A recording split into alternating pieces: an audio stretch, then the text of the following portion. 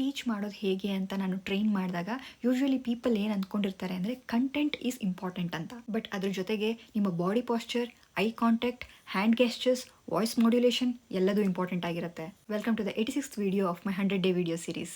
First one, posture. ನೀವು ಹೇಗೆ ನಿಲ್ತೀರಾ ಅನ್ನೋದು ತುಂಬ ಇಂಪಾರ್ಟೆಂಟ್ ಆಗುತ್ತೆ.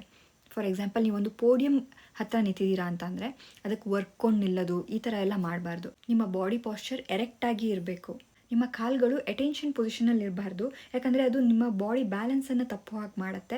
ಹಾಗಂತ ತುಂಬ ದೂರನೂ ಇರಬಾರ್ದು, ಅದ್ರ ಬದಲು ಸ್ವಲ್ಪ ಡಿಸ್ಟೆನ್ಸಲ್ಲಿ ಇಡಬೇಕು. ಸೆಕೆಂಡ್, ಮೈಕ್ ಹತ್ರ ಬಂದ ತಕ್ಷಣ ಮೈಕನ್ನು ಚೆಕ್ ಮಾಡಿ, ಅಂದರೆ ಜಸ್ಟ್ ಒಂದು ಟ್ಯಾಪ್ ಮಾಡಿ ಆನ್ ಇದೆಯಾ ಆಫ್ ಇದೆಯಾ ಅಂತ ಕನ್ಫರ್ಮ್ ಮಾಡ್ಕೊಳ್ಳಿ.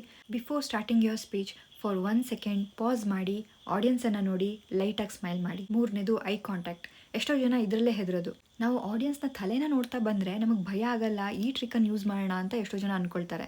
But it's a bad idea. Eye to eye contact ಮಾಡಿದಾಗಲೇ ನೀವು ಹೇಳುವಂಥ ವಿಚಾರ ಜನರಿಗೆ ತಲುಪಕ್ಕಾಗೋದು. ಹಾಂ, ಕೆಲವೊಂದು ಡಿಸ್ಟರ್ಬಿಂಗ್ ಫ್ಯಾಕ್ಟರ್ಸ್ ನಿಮ್ಮ ಆಡಿಯನ್ಸಲ್ಲಿ ಇರ್ಬೋದು.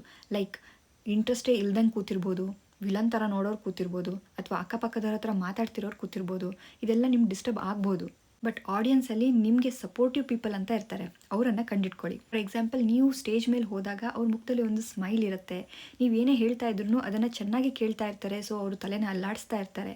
ಇಂಥ ಒಂದು 3-4 ಜನನ ನೀವು ಆಡಿಯನ್ಸಲ್ಲಿ ಗುರ್ತ ಮಾಡಿಕೊಂಡು ಅವರ ನಡುವೆ ನೀವು ಐ ಕಾಂಟ್ಯಾಕ್ಟನ್ನು ಮಾಡ್ತಾ ಬನ್ನಿ. ಒಬ್ಬರನ್ನೇ ನೋಡಬೇಡಿ, ಮತ್ತು ಅವ್ರು ಪ್ಯಾನಿಕ್ ಆಗ್ತಾರೆ. ಉಳಿದ ಪಾಯಿಂಟ್ಸನ್ನು ನಾಳೆ ವೀಡಿಯೋದಲ್ಲಿ ನೋಡೋಣ.